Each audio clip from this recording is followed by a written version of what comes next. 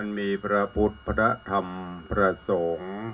อันเป็นสรณะที่เบิ่งที่เคารพนับถืออันสูงสุดในชีวิต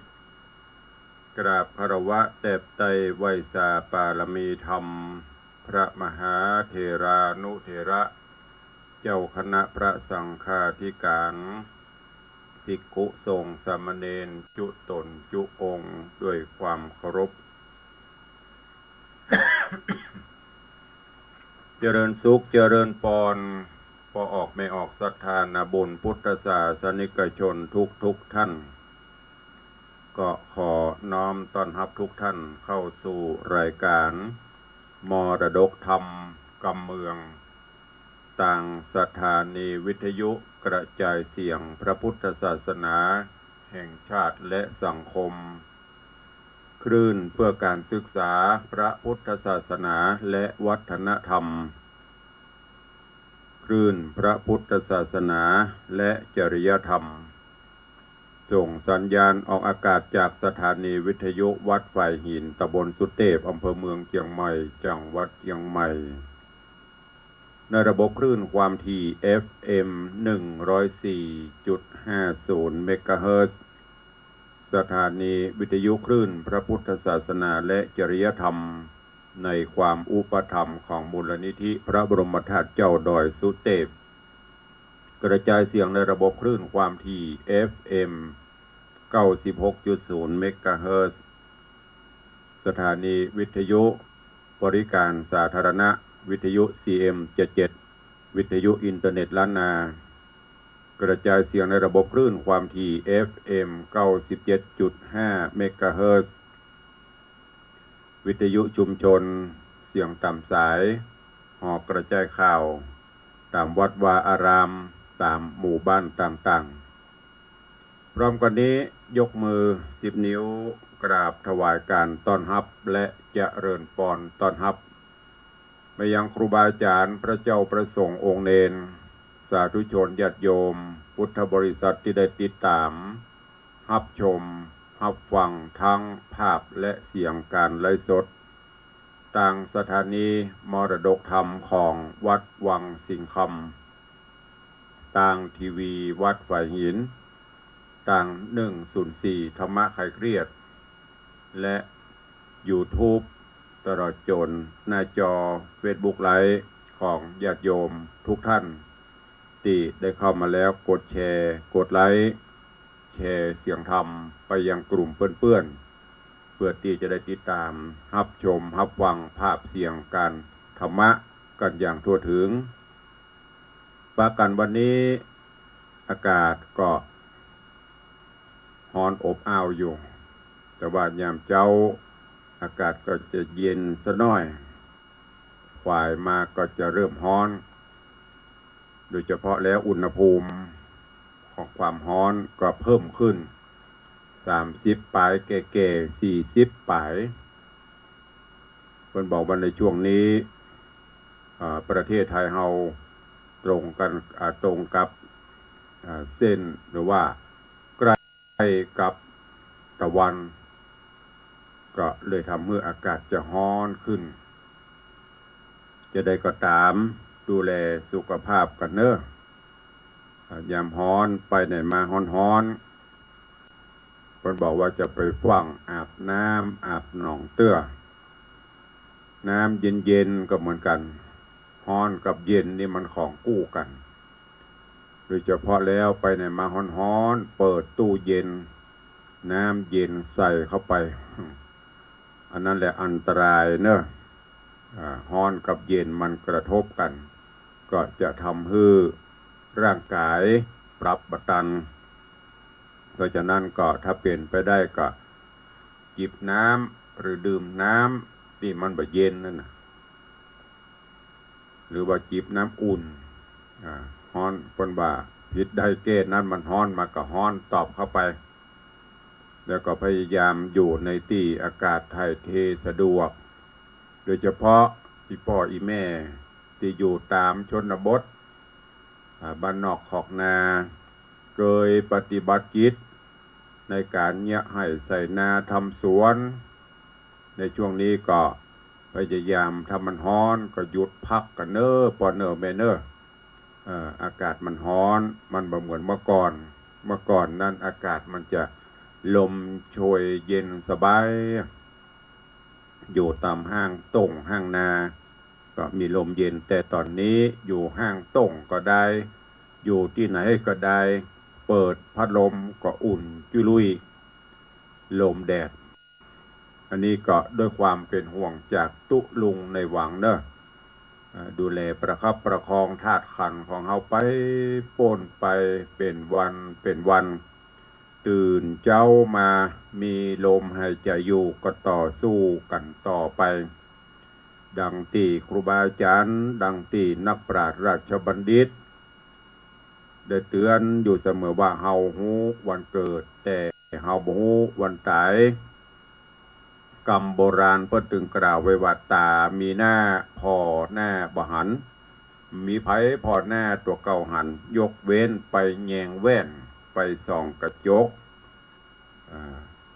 เพราะฉะนั้นเหตุการณ์ตั้งหน้าเฮาบ่ฮู้เฮาก็ต้องพยายามเอาศีลธรรมกรรมฐานเป็นสรณะเป็นที่เปิ้งไปเนอะ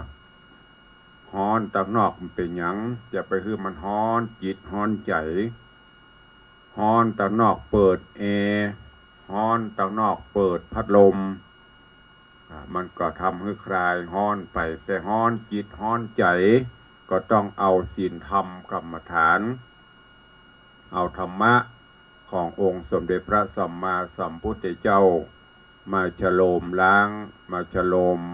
เป่ามันก็จะเย็นลงเนอะก็ขอฝากไว้กับปอออกไม่ออกศรัทธานาบุญหาทุกท่านตัวเองก็พบปะกับรายการตุลุงเป็นประจำตะวันนี้ต้องขอสุมาตะวันนี้ต่างสถานีมีการถ่ายทอดสดงานบุญกุศลก็เลยงดการเทศไป1 วันวันนี้ก็มาปะกันตามปกติเนอะ ขอสุมาอภัยเนี่ยสังขารธรรมความเท่าเฉลเกชลาก็มีไผติเฮ้ยมีไผท้วงมีก้าผออาจารย์พระครูสมุวิศวัตผอ104ท้วงตกลงเทศไอ้ยังกันแน่ก็เลยงงเพราะว่าตุลุงจัดรายการวิทยุหลายที่ตึง96ตึง104แล้วก็ยิงสัญญาณไปแห่งหลายที่ก็เลยงงเพราะฉะนั้นตอนนี้จดไว้ละภาคเช้าจะเป็นธรรมเทศนาปืนเมืองเหนือเรื่องหงหินภาคบ่ายกลาง96ก็จะเป็นกำพร้างัวตองถูกต้องแล้วเนาะท่านผอเนาะวันนั้นเทศเอามาเจ้าเทศมางานเอามาเจ้าประเทศบ่ายบ่ายประเทศเจ้ามันจังสลับกันแต่ถ้าเป็นเทปนี่ก็อาจจะสลับกันเนอะต้องแจ้งให้ญาติโยมต่างหลายได้ฮู้รับทราบตัวเองถ้ามันพลาดจะได้ก็เมตตาได้ท้วงกรรมบางเตื้อก็หลงลืมไปเหมือนกันหรอสังขารธรรมมันบ่เที่ยงแต่เนี่ยอาจินจำเล่อกันไปละเครื่องก็เริ่มจะเล่อคนก็เริ่มจะเล่อเนอะสุมาอภัยกับทุกท่านตัวเองตุลุงได้นำมาธรรมเทศนาในเรื่องของหงหินเทศให้ญาติโยมทั้งหลายได้ได้ฟังกันไปผ่านไปตอน2 ตอนประมาณ2 ตอนละวันนี้ก็ฟังกันต่อตะกี้ท่านอาจารย์พระครูพิวัฒนาวิกรมก็ได้ได้จากับญาติโยมช่วงนี้ สลับสับเปลี่ยนกันไปก็เจริญปอนได้ติดตามรับฟังธรรมเทศนาในเรื่องของหงหินในตอนที่แล้วหลังจากที่บิมลาได้เกิดลูกออกมาปรากฏว่านางสนมถึง5-6 คนเกิดความอิจฉาตาฮ้อนเพิ่นเกิดลูกออกมาเป็นคนญาติดีไปเอาหมาเปลี่ยนให้เพิ่นอย่าญาติโยมต่างหลายอาจจะคิดว่าว่าไปเลยตุลุง เมื่อก่อนมันบ่มีสื่อสารเหมือนปัจจุบันนี้ วิวัฒนาการต่างการแพทย์ก็ยังบ่เจริญโลกเฮายังบ่เจริญในด้านวัตถุเตื้อแต่จิตใจนี้เจริญอยู่ในอันนี้ก็เหมือนเดียวกันหนูนางสนมทั้งหลายคำว่าเจริญอยู่นี่กับจิตใจเจริญกับมีบางกลุ่มก็ยังมีความอิจฉาตาฮ้อนอยู่ถ้าเจริญเหมือนกันหมดโลกนี้ก็คงมีอย่างแต่มันก็มีบางคนความอิจฉาตาฮ้อนผ่องบางกลุ่มบางพรรคบางพวกแบ่งกันไปเอ๊ะ อันนี้ก็เช่นเดียวกันสนมทั้งหลายถึง5-6 คนก็มาคิดว่าลูกของนางวิมลาเกิดออกมาเป็นคนจำปายปอรูปร่างหน้าตาบุคลิกท่าทางก็เหมาะเจาะกันหมดกลัวว่าเกิดใหญ่เกิดอนาคตการไปหน้าพญาเจ้าเมืองก็จะฮักอย่างลูกของวิมลาและลูกของเฮาหรอจะเป็นจะได้ด้วยความฮักลูกก็เลยหาอุบายเอาหมาซึ่งตอนที่มาลาเกิดหมาก็เกิดมาพอดีเลยไปเอาลูกหมามาซับเปลี่ยนกับลูกของวิมลาแล้วก็ไปทูลพญาเจ้าเมืองปลันตปาว่าโอ้มเหสีหลวงเกิดลูกออกมาเนี่ยเหมือนบ้านบ่เหมือนเมืองเนอะเพิ่นเกิดเป็นคนแต่นี่เกิดลูกเป็นหมาพญาก็บ่กึดบ่สืบสาวยาวเรื่องบ่เสาะหาบ่สอบสวนสืบสวนว่ามันแต้กับบ่แต้กลัวอับอายขายหน้าเสียเกียรติยศเลยสั่งให้เปิ้นไปขับใส่ไล่ส่งฮื้อมเหสีหลวงได้ออกจากบ้านจากเมืองไปโดยบุพกรรมของนางก็จำเป็นนะบ่ไปก็บ่ได้ดีเปิ้นก็อาจจะ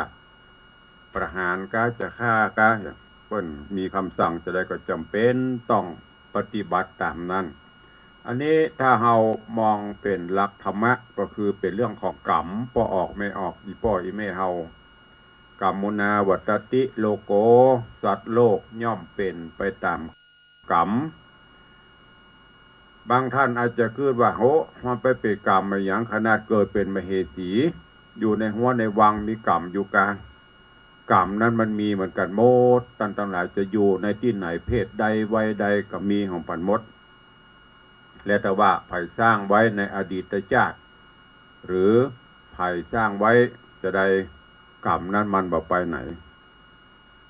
เมื่อมเหสีหลวงโดนพักใส่ไล่ส่งจะนี้ก็จำเป็นต้องไปพร้อมกับลูก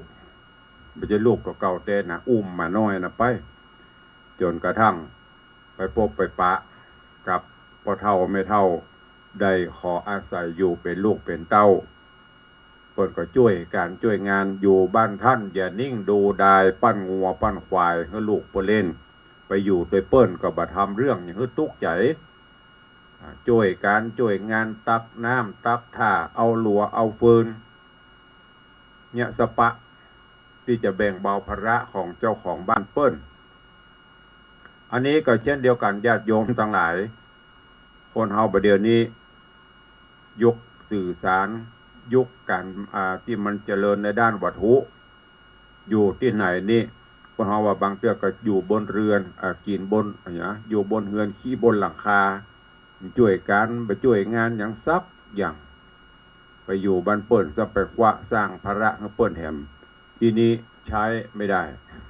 ต้องปรับปรุงอยู่บ้านเปิ้นหรือจะอยู่ที่ไหนก็ตามในหน่วยการหน่วยงานเวลาไปทำการทำงานอันนี้ก็ฝากไว้ตัวเองพนักงานเจ้าหน้าที่ไปทำงานในบริษัทในห้างในอย่างก็ตามเฮาก็จะไปจิบ่าจิแหงลำไปบางเตื้อเปิ้นแบ่งเป็นแผนกหน้าที่ก็อาจจะอันนี้ไม่ใช่ฝ่ายเฮาอันนี้ไม่ใช่หน้าที่ของเฮาทั้งที่เฮามีเวลาช่วยกันไปเตอะเจียดเวลาไปเฮามีเวลาที่จะช่วยอันใดก็ช่วยกันไปปัญญาการยังงานอันนั้นอันนี้เฮาว่างหรือว่าป้นภาระหน้าที่เฮาก็ไปช่วยเปิ้นอันเนี้ยมันก็จะนำมาซึ่งความสุข สุขาสังคัสสะสามัคคีความสามัคคีความเพียรของหมู่ย่อมเมื่อเกิดสุขทุกองค์กรตั้งแต่ครอบครัวไปเขาก็จะได้มีความสุขมเหสีหลวงไปอยู่ก็ช่วยกันอย่างช่วยการช่วยงานสปะย้อนกล่าวถึงลูกของนางตอนที่เกิดตีมเหสีถึง6 คนเมียน้อย6 คนเอาโจ่งลงปื้นกระล่างหลอดหูจ่องลงกระล่างด้วยปุญญาปารมีของเปิ้นองค์อมรินทร์พระอินทร์เจ้าฟ้า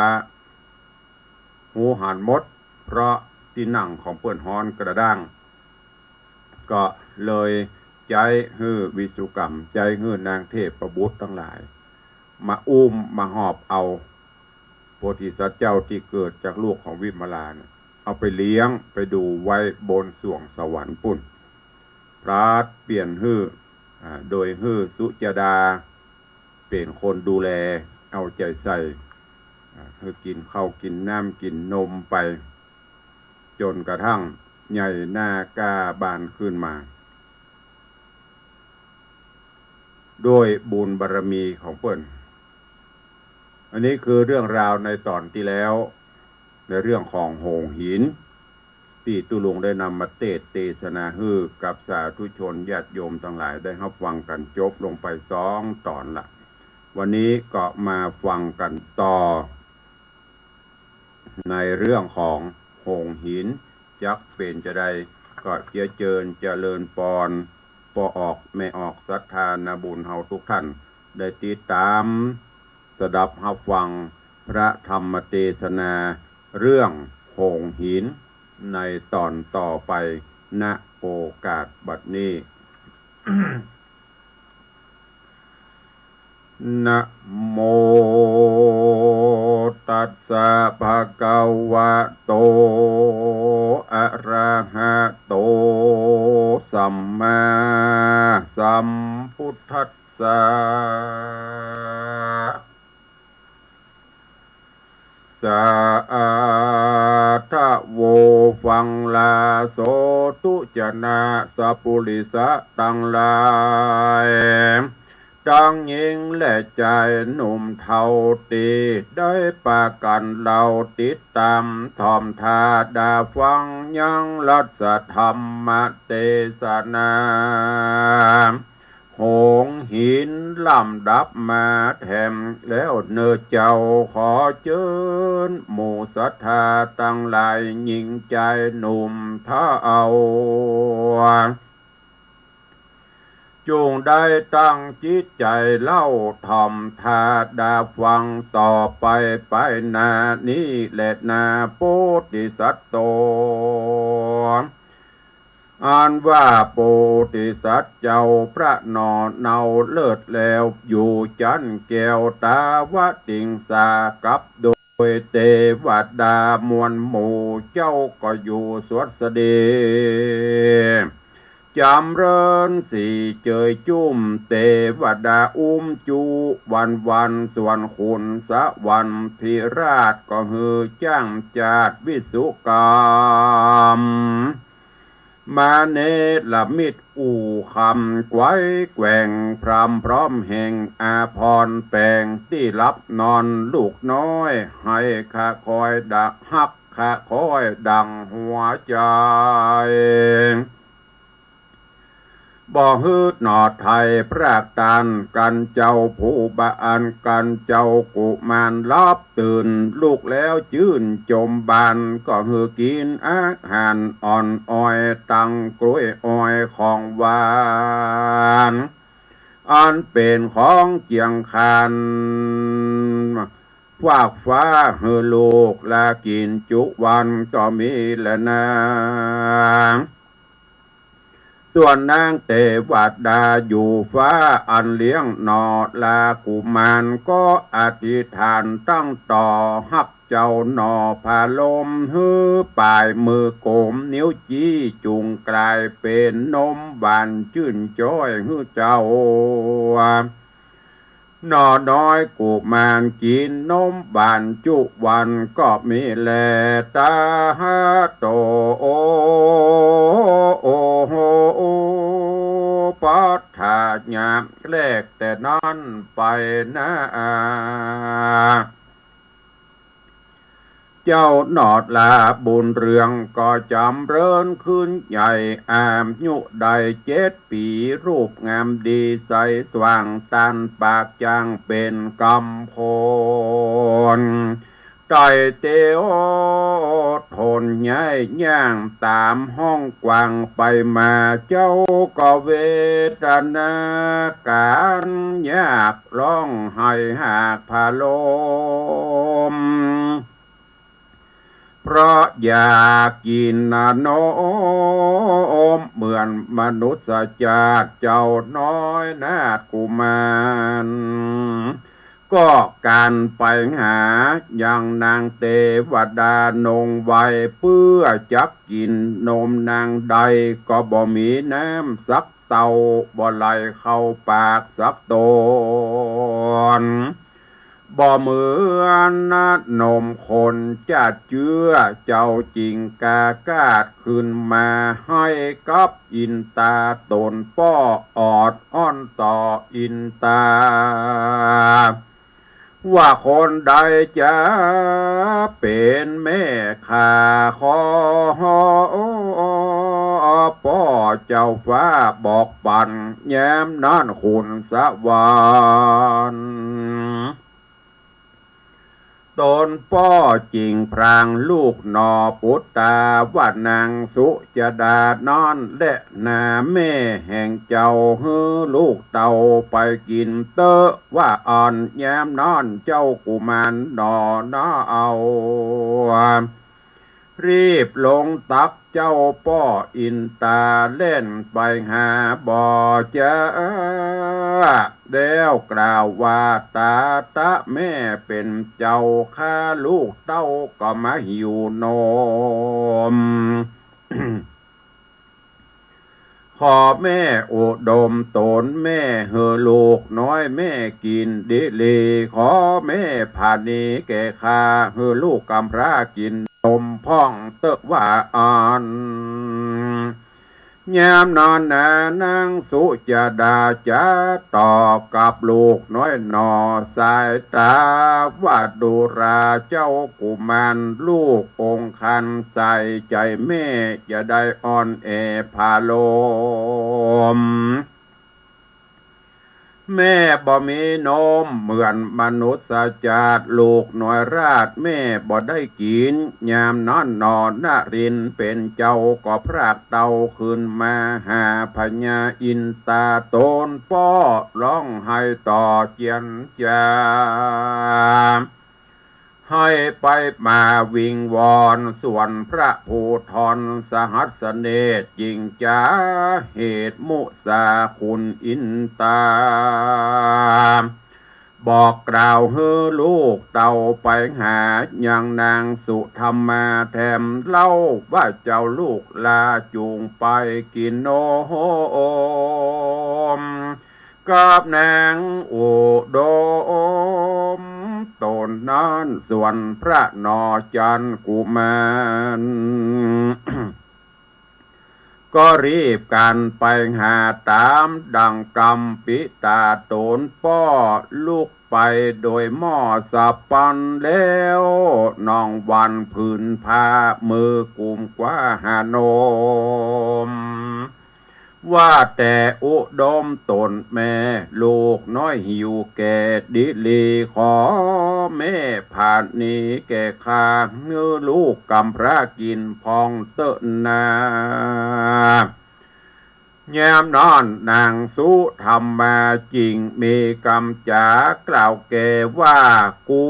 บ่ใจแม่เมืองเตนาจะได้มาเหนียวนองบ่ใจลูกเกิดจากต้องกูมาตอนกูมาราฟังเฝ้ารีบปอกกว่าขึ้นมาหาตนอินตาตั้นเต้าถามหาแม่เจ้าแถมเล่าตนอินตาซ้ำกล่าวจี้ไปหา ยังนางสุนันตาและนางสุจิตตาสะใสเจ้าก็ไปพับไข่จุนางนางกุมารก็มาค้างอ่อนอืดไปปืดผ้าหาโนมยินผาดลมลำบากเจ้ากุมันอยากเสียดายนางฟ้าหลายเหลือแลก็ว่าบ่ใจเจ้าสักนางเจ้าก็มาคางอ่อนล่อกับเต้าป้ออินตาวาตาป้อเป็นเจ้าจุงกล่าวแก่ลูกเต้าตามเมเฮือลูกยินดีโดยแต่อันว่าแม่แห่งข้าเป็นกัญญานางใดเล่าจาสาโกปิส่วนอันว่าพญาอินสุรินเจ้าฟ้าได้ยินลูกลาจากใครเจ้ามีใจว่าวาดบ่อาจจักเอาไว้ใดจริงกล่าวไกลกรรมมา ว่าโดราลูกพ่อจุงตั้งใจต่อฟังดีเก้าเดิมตีแต่เงาส่วนพ่อเจ้าแห่งพุทธาได้เป็นพญาองค์อาจอยู่ในเมืองมนุษยชาติเมืองคนมีฤทธิ์ที่โหนอำนาจอยู่สะวยราชปาหาอารายศเจงสาสราเป็นเต้าผาปัทวีชื่อนามดีวิเศษนามมาเปตว่าเต้าปรันตะปาเป็นเจ้ารัฐาเมืองใหญ่101เต้าไฟยินดีส่วนนางเตวีเมียเก้าเป็นแม่แห่งเจ้าปุตตาเมชื่อว่านางวิมาลาอาขาวเป็นเมียเต้าธิราชยศหรืออาจคุณปนทัดนั้นซ้ำเม เมียน้อยแถมเล่า6 คนงามเงาผิวแผ่อันเป็นใหญ่แก่นาง16,000 ปานป้อมเพลินจอมทันธิราชอยู่ห้องพาศาสตร์เวใจยนส่วนเจ้าก็ปฏิสนแห่งห้องเกิดนายตองนางวิมาลา10 เดือนมาลอดแล้วยามเมื่อผาสุดลูกแก้วใจดีนางกาลกินี6 คนแม่เจ้าเขากลัวซอยยอดฟ้าเหลือกว่าลูกของเขายามเมื่อแม่เจ้าเมาเลือดคืนสติบ่จื้นลืมคิงเขา6 ยิงลักย่องเอาเจ้าลอดจ้องลงไปฮือปิวไว้ใบใจฮือปิวลงไว้ปิวลงเวใจพาศาสตร์แล้วรีบกาพรากไปหาเอาลูกสุดเอาสุนักขาหมาน้อยมาเต้นยอดซอยตัวเจ้าว่าเป็นลูกแม่เจ้าเตวีเจื้อเถาบอดีฮึกหยาบเกิดลูกราชเป็นหมาแล้วก็ปาไอไว้สาสารส่อซึ่งเต้านอนลาจาเจ้าเกิดโกธามีมากลวดขับจำแม่เจ้าพรากเวียงใจตุกเหลือใจข้าคอยอุ้มเอาแม่น้อยออกเวียงใจ ไปอยู่อาสาไลกับปู่ย่าเฒ่าอันอยู่เฝ้าอุทยานนางตุกผ่านโศกเศร้าเลี้ยงมาดำตังเจ้าจุวันก็มีแลนาปันดังสัตตาปันดังสายตาลูกป้อก้อนแก้วหนอนงใบอันเขาเอาใส่ลอดจ้องที่ผาศาสตร์ห้องเวใจกูป้อจริงไปฮับเอามาสู่ตุสิตาเลี้ยงไว้เจ้าจริงใหญ่เจ้าจีปิญะพุทธกามโดราเจ้าสาลีลูกแก้วกรรมนี้แล้วเดิมมาดังป้ออินตาหากกล่าวแก่เจ้าได้หูนี้ก็มีโดยประการดังกล่าวมานี้แหละนะเนติตังขีญาอันกล่าวจะยังห้องเต้าเข้าหงหินอันนอนุรินอันนอนรินลูกเต้าขึ้นไปอยู่กับท่านเจ้าอินตา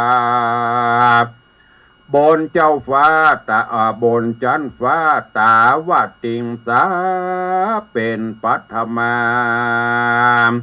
นิยายกาจักเป็นสันใดเล่าขอหนุ่มเทายิงใจก้อยติดตามไม่ทอมทาดาฟังต่อไปไปนะพวกนี้จะขอป่งวางลาไว้เต้าอีเต้านี้ก่อนเลยนะนิติตาก็บังโกมสมเรศสเดช พระธรรมเทศนาปืนเมืองเหนือในเรื่องหงหินที่ได้น้อมนำมาเทศนาฮือสาธุชนทั้งหลายได้ติดตามรับฟังไปเรื่องราวในตอนนี้ก็ได้กล่าวถึงยังโพธิสัตว์เจ้าลูกของแม่นางวิมาลาที่ได้อุจามาแต่ตอนแรกที่เกิดจากแม่เจ้าวิมาลามเหสีของพญาปลันตปาเกิดลูกออกมาเปิ้นเป็นคนจัดดีแต่ด้วยความอิจฉาตาฮ้อนของมเหสีถึง6 คนป้ากันไปเอาหมามาเปลี่ยนแล้วเอาโพธิสัตว์เจ้าลอดลงหูจ่องคือถ้าเป็นภาษากลางก็คือพื้นบ้านเมื่อก่อน มันเป็นฟากไทยก็มีเมืองก็มีฟังหูเรื่องกันเนาะเอาแงะแป้นหรือว่าอย่างเอาลอดจ่องลงไปคืออู้ง่ายๆก็คือเอาขว้างใต้ถุนบ้านจะฮื้อโมฮื้อมาฮื้ออย่ามาเก็บเอาไปกินนะแต่โดยบุญบารมีองค์อมรินทร์พระอินทร์เจ้าฟ้าได้เสด็จดีลาดเอาพาทิพย์ลงมาอุ้มมาหอบบัตันตกถึงดินกำลังลอดลงไปบนกับเปียกฟุบเอาขึ้นไปเลี้ยงบนสวงสวรรค์จันฟ้าปุ่นจันตุสิตาก็เปลี่ยนฮื้อเทบุตรเทวดาช่วยกันฮื้อเทวดาทั้งหลายช่วยกันเป็นแม่นมเลี้ยงดูโดยมีน้ำนมติ๊บออกจากปลายนิ้วมือฮื้อกินไปถึงวันมีอยู่วันหนึ่งใหญ่มาเขาอยากกินนมก็ไปอ้อนพ่อพญาอินทร์ก็จำไปหาเทพดาตนนั่นตนนี่ไปตนได้ก็ไม่ได้กินนมสักตนสุดท้ายก็ตนบอกว่ากูไปเจอแม่มึงไอ้หนอพอได้ยินจะอีกะโหก็อยู่ด้วยกันถึงวันอย่างไปเจอแม่เขาดูนี่ก็ไปอ้อนไปวอนถามพ่อพญาอินทร์ว่าแต่แล้วแม่ของลูกคือไผเป็นจะใดขอพ่อเจ้าได้โปรดผู้จะบอกกล่าวให้ลูกกำเตอะเมื่อโดนอ้อนจะอีองค์อมรินทร์พระอินทร์เจ้าฟ้าก็จำเป็นต้องไขต้องบอกเรื่องราวความเป็นไปเป็นมาฮื้อกุมารได้หูก็เลยบอกตั้งแต่เริ่มแรกมาตั้งแต่เกิดมาว่าโอ้เจ้านี้เป็นลูกของมนุษย์หรือว่าแม่เจ้าชื่อวิมาลาป่อเจ้าชื่อปลันตปา อยู่ปุ้นเป็นกษัตริย์กะพระอินทร์ก็เล่าให้ฟังตั้งแต่ว่าเกิดเอามาเปิ้นเอาเจ้าจงลงกะล่างพระพุทธเจ้าก็ได้หูความทุกอย่างก็เริ่มเป็นว่าชีวิตเขาเป็นจะนี้โลกพระอินทร์ก็เล่าให้ฟังเป็นฉากเป็นตอนไปว่าตอนนี้แม่เจ้าอยู่ในเมืองมนุษย์ปุ้นก็ได้รับความทุกขเวทนา เรื่องราวของหงส์หินจะเป็นจะใดก้อยติดตามฟังในตอนต่อไปเนอะตอนนี้ก็ขอโป่งวางไว้แต่เพียงเท่าอีกวางแล้วเก็บแกะกรไกเอาแก่นสารสารธรรมเนอะเอาไปประพฤติปฏิบัติในตอนนี้ก็ดังเกิดนำถือเรื่องความอิจฉาตาร้อนความอิจฉาตาฮ้อนเนี่ยจะนำมาซึ่งความเดือดร้อน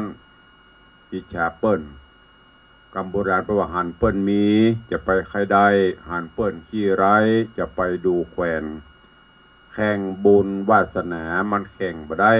แข่งรถแข่งราแข่งได้กะจะแข่งรถถนนสายหิมปิงนี่เนอะจุดสตาร์ทอยู่หน้าวัดวังสิงห์คำนี่เนอะเอามาแหละใครมีรถได้ดีก็มาแข่งกันแต่แข่งบุญวาสนาเฮาแข่งบ่ได้เปิ้นมีนักเปิ้นอยู่สุขสำราญบันใจก็เพราะบุญบารมีมันเป็นจะได้บุญตุลุงบุญคือความสุขใจบุญคือการกระทำมีการฮึดตานรักษาศีลเจริญเมตตาภาวนาในบุญกิริยาวัตถุต่างๆนั่นน่ะเพิ่นสร้างกันมาตั้งแต่อดีตชาติมาจนถึงปัจจุบันชาติเพิ่นก็เสริมเติมเข้าไปอย่างที่ได้บอกว่าแจ้งมาแล้วก็ให้มันได้แจ้งไปบางคนแจ้งมาก็หมายถึงเกิดมาในชาตินี้มาพบปะทรัพย์สิ่งสริงคารสมบัติพัสถานบ้านจองห่อเฮือนที่อยู่ม่วนอันบันใจด้วยบุญบารมีที่ได้สร้างสมไว้ในอดีตแต่ว่าบ่สร้างเสริมเพิ่มเติมขึ้นกินแอวสัมบเรเทเมาวัดก็บ่เข้าพระเจ้าก็ไหวการงานใดๆก็บ่ช่วยถือว่าตัวโรยถือว่าตัวมีสตางค์สุดท้ายมาบุญญาบารมีหมดลงบุญเก่าเสี่ยงไปบุญใหม่บ่มีก็จะต้องไปเป็นยาจกวันนี้พกขอทานไปอย่างเราดูข่าวดูอย่างต่างๆในปัจจุบันเนี้ยเมื่อก่อนนี่ฟู่ฟ้าเป็นไฮโซสุดท้ายมาเป็นไฮโซที่เพิ่นเอามาโพสต์ลงนะประวัติความเป็นมาการใจอันเนี้ยเพราะว่าเมื่อมั่งมี กับมีกับมิตรแก้วสหายคำอย่างที่ก่อนเพิ่นว่านี่ตุลุงจำได้พ่องบ่ได้พ่องเด้อที่เพิ่นว่าเนี่ยเมื่อมั่งมีมากมายมิตรหมายมองเมื่อมัวหมองเนี่ยมิตรสุดท้ายที่เขาจำอันนี้มันจะบ่เข้ากันเดี๋ยวจะพลาดบ่ได้เขียนไว้จะจำได้อยู่พ่อได้เมื่อมั่งมีมากมายมิตรหมายมองเมื่อมัวหมองมิตรมองเหมือนหมูหมาเมื่อมอดโมยมิดเมินไม่มองมาอีกอะแม้นมอดโมยแม้นหมูหมาไม่มามองเป็นคนนี่เมื่อมั่งมีนี่ยิงบ่พอหัวไผ่กูนี่ล่ำกูนี่โรยสุดท้ายมามอดโมยมาหมาบ่ได้กับพออันนี้เนี่ยฝากไว้เป็นข้อคิดยิ่งสถานการณ์ปัจจุบันบ้านเมืองเขาปัจจุบันนี้ยิ่งจะต้องใจหลักธรรมเนอะญาติโยมทั้งหลายจะไปอิจฉาตาฮ้อนเปิ้นมีความขยันหมั่นเพียรเปิ้นก็เกิดความร่ำรวยขึ้นเฮาก็ต้องขยันหมั่นเพียรจะไปขี้ค้านนี่หอมรอมริบเก็บหอมรอมริบไว้ใจก็โดยแบ่งเป็นสัดเป็นส่วนดังที่เปิ้นสอนไว้ก็จะทำให้ครอบครัวมีความสุขก้อยติดตามไปเด้อธรรมเทศนาในเรื่องหงส์หินซึ่งมีคติข้อคิดเรื่องราวในเรื่องนี้เป็นจำนวนนักฟังแล้วก็เก็บแกะก่อนไกด์เอาไปใช้ในการดำเนินชีวิตประจำวันก่อนที่จะได้ไปปักตักตายพี่น้องต่างบ้านต่างจองตุลุงขออนุญาตตักตายพี่น้องต่างหน้าจอ Facebook ไลฟ์กันเนาะวันนี้ก็หลวงหลายเข้ามาต้องขอบพระคุณกับครูบาอาจารย์เจริญพรขอบคุณญาติโยมเด้อที่เป็นกำลังใจในการติดตามรับชมรับฟังกัน ก็ ต่างหน้าจอ Facebook ไลฟ์วันนี้ก็มีกันหลายท่านหลายคนเข้ามาขอเจริญปอนต้อนรับโยม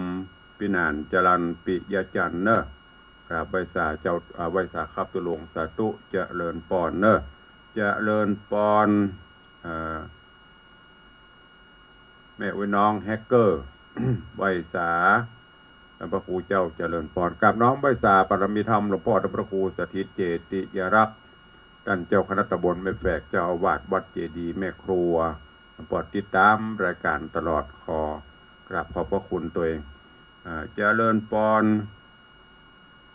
โยมวิไลใจแก้วสาธุเจ้าเจริญปอนเนอะเจริญปอนโยมพินานอินสมเต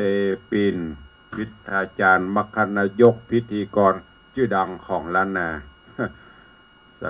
สดหีพันเตไหว้สาปารมีครับสาธุเจริญปอนกับพินานเนอะเจริญปอน โยมพี่จงรักมีงานโยมพี่จงรักมีงานใจสถานเจดีย์เก้ายอดขอบคุณอนุโมทนาตัวเจริญปอนโยมปเลี้ยงธนวัฒน์โยมแม่เลี้ยงทัตพิชารัตนมหาอุบาสกอุบาสิกาเนอะปเลี้ยงบอกว่ากราบไหว้สาครับไหว้สาเจ้ายามเจ้าท่านพระครูเจ้าคณะตำบลตุลุงในวังนักพัฒนาดุเดือด นักพัฒนาดีเด่นรับชมรับฟังอยู่เนอะครับปเลี้ยงก็เป็นห่วงดูแลสุขภาพตัวเองเหมือนกันเนอะของปเลี้ยงก็คงจะดีขึ้นแล้วก็เป็นวัดเพราะเป็นวัดอย่างเมื่อคืนก่อนนอนเนี่ยเพื่อเอาผ้านวมเจ็ดน้ำตุ้ม ก็เลยทำให้เป็นวัด อันนี้อู้เล่นไปได้เนอะขอบคุณกับปเลี้ยงตัวที่เป็นกำลังใจมาโดยตลอดเจริญปอนโยมแม่ดาวันคำวังเนอะกราบน้อมไหว้สากราบถวายการต้อนรับหลวงพ่อท่านพระครูรองเจ้าคณะอำเภอดอยสะเก็ดวัดประฝางหลวงพ่อท่านพระครูพิทักษ์อรัญญวัฒน์ได้ติดตามรับชมต่างไลฟ์สดอยู่เจริญปอนโยมตู่เนอะโยมตู่โยมสุรัตน์เสาคำของหายไว้ๆเนอะหายแล้วกันอยู่สุขสำราญบุญบารมีปกปักรักษาเนอะเพิ่นประสบอุบัติเหตุน้อยๆตอนนี้ก็คงจะดีขึ้นละเจริญปอนโยม สีพันธ์สีมุงเมืองเนอะอนุโมทนาสาธุเจ้าเจริญปอนเจริญปอนคุณโยมเครือวันดวงปันสิงห์กราบไหว้สาเจ้าสาธุเจริญปอนเจริญปอนโยมแม่ปราณีพยัคฆ์ไข่หาพลกราบไหว้สาเจ้าสาธุเจริญปอนกับแม่เนอะของขวัญที่ส่งมาเรียบร้อยอร่อยดีสาธุขอบพระคุณหลายๆเจริญปอนยายเพลินเพื่อนเกษตรกราบไหว้สาเจ้าสาธุเจริญปอนเจริญปอนคุณโยมสมทรงสิทธิตากราบสาธุเจ้าพระครูฟังอยู่ในเจ้าหงหินสาธุอนุโมทนาเนอเจริญปอน โยมพี่วิรองรักเชิดฟ้อนมีล้านนาโอ้ใครต้องการเนอะเข้าเป็นห้องอย่างวะกล้วยฉาบกามันทอดกาหมี่กาอย่างการนี้จะไปออกงานออกอย่างนี้โอ้สุดยอดเนอะฝีมือของเปิ้นมีกะทินี่จะเปิ้นจังทำมาถวายเดี๋ยวถ้ามีงานก็มาเนอะช่วงนี้ก็ปั่นสตางค์ไปก่อนนะปีเนอะขอให้เฮงๆรวยๆกาแม่นไข่หมานตัวเจริญปอนโยมแม่จันดีวิสุทธินานกราบไหว้สาพระครูเจ้าสาธุนะแม่เนอบุญรักษาเจริญปอนท่านรองวันเพ็ญอดีตรองนายกเทศมนตรีตำบลสุเทพนี่ก็เป็นแม่ออกใหม่สาธุยินดีต้อนรับเจริญปอนนะน้องคนเดิมกราบไหว้สาเจ้าตุลุงเจ้าข้าสาธุท่านรองบรรเพนกราบสาธุเจ้าสาธุเจริญปอนเนอะสุขภาพสมบูรณ์แข็งแรงแล้วก็เจริญปอนครูอ๋อยผู้ดูแลหรือว่าผู้อำนวยการศูนย์สงเคราะห์บุคคลปัญญาอ่อนภาคเหนือบ้านหนองเพิ่งกราบไหว้สาเจ้าสาธุเจริญปอนยอดดอยปลายฟ้ากำลังรับชมกราบขอบพระคุณเด้อ ยอดดอยปลายฟ้าเจริญพรโยมวิไลนวลศรีสาธุเจ้าเจริญพรสุพรรณีโยมสุพรรณีกับสาธุเจ้าครูบอยสาธุครับเจริญพรเด้อแล้วก็มีโยมทองคำที่บงคำสาธุเจริญพรอันนี้เป็น FC ที่เพิ่นบอกคอมเมนต์เพิ่นกำลังรับชมตุลุงก็หันแต่ตุลุงบ่ตอบไปนะถ้าเพิ่นจะนี่ก็คอมเมนต์เข้ามาตุลุงก็จะตอบไปกราบขอบพระคุณและขอบคุณทุกเสียงทุกสายทุกท่านที่ได้ติดตามทางหน้าจอ Facebook ไลฟ์ต่อไปก็ไปทางบ้านเนี่ยตาก็เลยโยมถามตุลุงอย่างล็อกเล็กเพราะต้องดูถึง 3-4 เครื่องก่อนโทรศัพท์ตัวดูหน้าโน้ตบุ๊กตัวดูหน้าคอมตัวเพราะมันยิงสัญญาณไปหลายที่ก็ขอบคุณตัวเอาตั้งหน้าจอตั้งบ้านเด้อตั้งบ้านตั้งจองใครจะอู้กับตุลุงเข้ามาได้เด้อ มีคนถามตุลุงปีนี้จะจัดงานอันอย่างก็ส่งน้ำพระธาตุก็จัดอยู่แต่เดี๋ยวจะแจ้งแห่งกรรมเนาะช่วงนี้จะมีงานที่จะต้องจัดกันหลายงานเป็นปฏิทินประจำปีมันจะต่อกันไปงานของวัดตอนนี้ไปก็จะมีงานอย่างก็งานส่งน้ำพระธาตุแล้วก็จะไปงานวันเกิดตุลุงก็มีเป็นปฏิทินอยู่นะเจริญพรโยมพ่อเลี้ยงไปสาครูบาท่านเจ้าอันเนนเดนเนอร์สวัสดิ์วาและนักศิลป์นักบุญโตไว้ขาด้านพระครูเนอเสียงล่อมาแล้วเนาะโดยเสียงดีหายแล้วครับเสียงล่อด้านพระครูดีอกดีใจ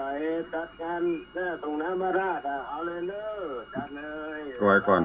กวยเวลามกำดูก่อนจัดนี่จัดแต่จะจัดระบบใหญ่น้อยยังดูมกำสาธุก็ได้ยินอารมณ์ดีอกกมูกันตาดีอกดีใจแล้วครับสาธุบุญรักษาพ่อเลี้ยงแม่เลี้ยงมือกันเด้อสาธุขอบคุณอนุโมทนาโยมพ่อเลี้ยงแม่เลี้ยงคืนก่อนก็มาเป็นเจ้าภาพศพร่วมกันเมื่อคืนก็อากาศบ่ค่อยดีแล้วก็ประกอบกับมันฮ้อนเนี่ย